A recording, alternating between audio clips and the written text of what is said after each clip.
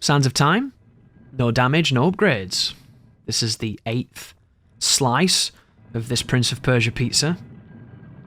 We have 2 more sequences afterwards, and it will be the end of our time in this kingdom as we chase around trying to fix and undo the things we have done.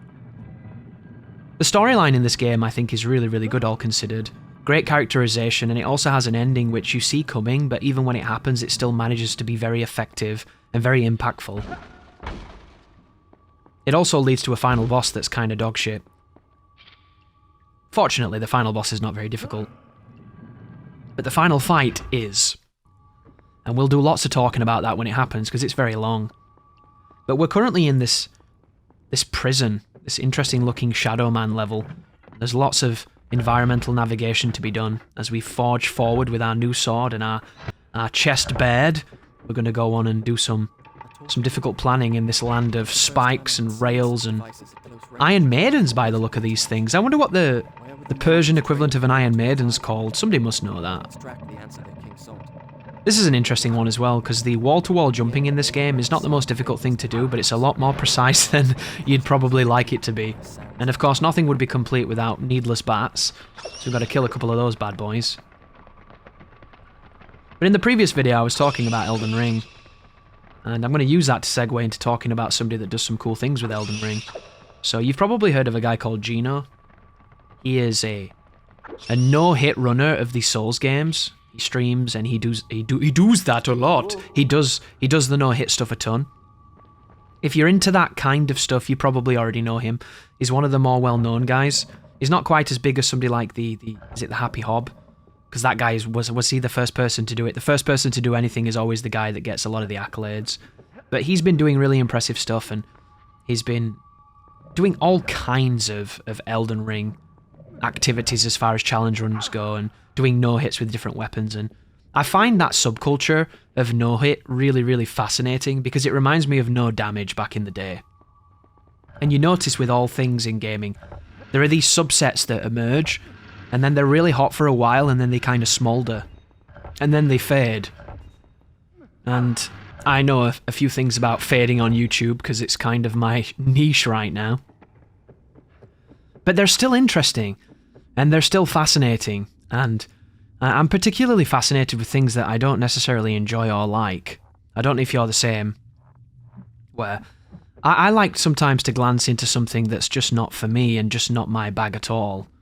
And you get to be a voyeur, don't you? You get to check it out and see what's going on. And this is another long fight as well, and it's got a puzzle after it that has one of the most annoying detections on the wall runnings. It's really easy to fall and take damage, and then it leads to a bridge where there's a bunch of birds that are edge-guarding the final save, which is really annoying. I don't really like falling off a platform on this game and taking damage. I think it's kind of dog shit, and I don't know what the future games are like as far as that's concerned, but I hope they made it better. It wouldn't surprise me if they made it slightly worse and more punishing though, because that's kind of what video games do. But you look at these subcultures and you watch what they're doing and you kind of dip a toe. I have no interest in no-hit. It's one of those things where it compounds things I don't like with something I do like, and the result is something really interesting, but just not for me. So if you've ever wondered, Chris, are you ever going to do it? Are you ever going to try it? That will never be something you see me do. And this is not something, you know, like the original Dark Souls, where I was like, I'm not interested in it, I'm probably not going to play it, and then I did, and I like, this game's great, I'm going to play it a ton. It's just from a case of I don't like permadeath. I never have. I don't like doing things in single segment, and that's essentially what that is. It's a challenge run single segment. And people really like the nerves and the adrenaline and like the execution of that. I don't. It just does nothing for me. I dislike it. So it's one of the reasons why I do segmented and I do no damage instead of no hit. Which I think there's room for both, thankfully. But when I was watching Gino's video and having a glance to see what he's been up to on one of those highlights that he's made, he was talking about something that I really do enjoy, which is the idea of how something can be done. So there's a lot of people doing cool things on the internet, there's a lot of people making cool videos, but how you do it is a reflection of who you are. I talk about Carcinogen a lot on my stream as of late. You might not know who that is. If you do, awesome. If you don't, he was a speedrunner that's now known for no damage. And he's a nice guy as well. He's a nice guy. He's doing his thing. He makes good videos. But he plays in a very particular way. He plays in a way that I find fascinating because I can't do it. To me, it would bore me to death. And I don't mean this as shade. I don't mean this to have a go at Carsey at all. And if you like him, I don't want you to think that I'm trying to slight him in any way. I don't. He's a great guy. And I love the fact he does things differently to me. But I don't like his playstyle. From a personal level, you know. And the videos do really well and people love watching it, and I check his comments and there's people being like, I love how you break down this, you know, in this analytical method, and I like how you approach it in this manner with this efficiency and all these different compliments, and I look at it and kind of be like, yeah, that's exactly what he does. That's really interesting. And I love that. I love the fact that he can have a no damage run of a game, and I can have a no damage run of the game, and if you put them side by side, they're completely different. And I love the fact that there's an audience for both. The way that I do things, the way that he does things, the way that you might do things, you know? Everyone's doing things in a different manner, and everybody's looking for something different. And when I watch stuff, I'm always looking and almost projecting what I want to see, as I think we all do. So when Gino was talking, it reminded me of when I watch Carcinogen's stuff. I watch him because I want to support him because he's a nice guy, and I've had some run-ins with him, and he's always been good to me. But when I do watch them, I kind of go, what are you doing? You know, you just like, when you watch it, and you just kind of do the whole, why are you doing this? Why are you doing that? I don't get this. Why is this happening? Why is that happening? What are we doing here? This is really strange to me. Why is this like this? And you have that moment, don't you? You might do it to my videos. I think we all kind of do it to other things. And Gino was talking about doing it to other no-hit runners, where he'll watch their videos and he'll see that they're going for this goal of taking damage, and then he'll see that they're using suboptimal strats, and they're not doing the most efficient way, and then they'll take damage, and then they'll blame the game, and then he'll go, but it's your fault because you're not doing it right, you know? And it's a very interesting perspective, that, because I immediately relayed that back to me when I watch other stuff, and I watch somebody playing a certain way. And I feel like that about no-hit. So he watches these no-hit runners, and he thinks, why aren't you doing the most efficient strategy here? You're making this harder for yourself. And I watch the no-hit stuff, and I go, you're using the most efficient strategies here, and I'm fucking bored. Why don't you do this in a more interesting way? and it puts you into that really strange situation of, what this guy's saying is exactly what I'm feeling, in reverse. And every so often you bump into that, you bump into a perspective where you completely feel the antithesis of how they feel, but the intent in that feeling is the same. And I love that. I love the kind of strange synchronicity that happens with that. This is a really big fight, by the way. This is a tough one. That was easy. And I think the origins of this depends on what you're doing. Because whatever you're doing and whatever you're interested in the moment is the thing that you like the most. And then when people do it in a different way, you don't like it as much because you're fixated on the thing that you enjoy. So, when I watch stuff like the no-hit stuff, it's really interesting and it's fascinating how they figure it all out and how they map it all. I think the routing on no-hit is more interesting than the actual engagements that they do. Because usually, it's kind of like a shmup from what I've seen, where if you have to fight the boss, you've done something wrong. That's what it seems like. Because the setups are so powerful and so consistent when they're working, when, you know, Souls is not being Souls, that you beat the boss before the boss has had time to do anything, and if he's doing things, then you're panicking because the run's about to be lost because it's not gone as planned. And I think to look at that as like a mapper, as a cartographer of that run, if you're the guy that figures out how to do that stuff, I think that's really interesting. Because learning those lines, coming up with those strategies, and then reenacting them is a completely different thing. But do you know what it makes me think of? It makes me think of Hitman. Because I watched a bit of one of Gino's runs.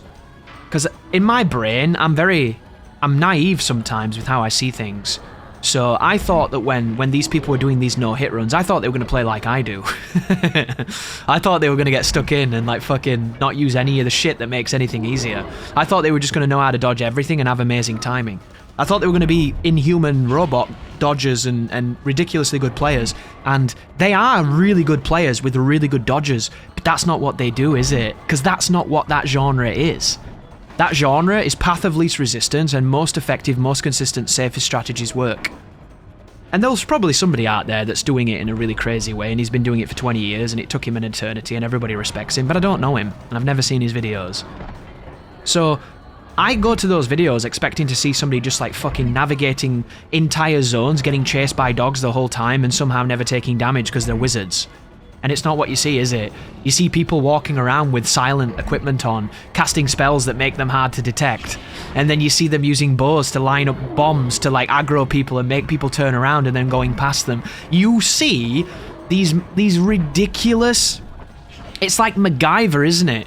It's like some insane setup of a million different factors that started with an apple and a biro, and before you knew what was happening, they'd built a Harrier jump jet. And it's fascinating. It's this wonderfully engaging, ridiculous storm of knowledge and execution and like well-versed and well-researched strategies.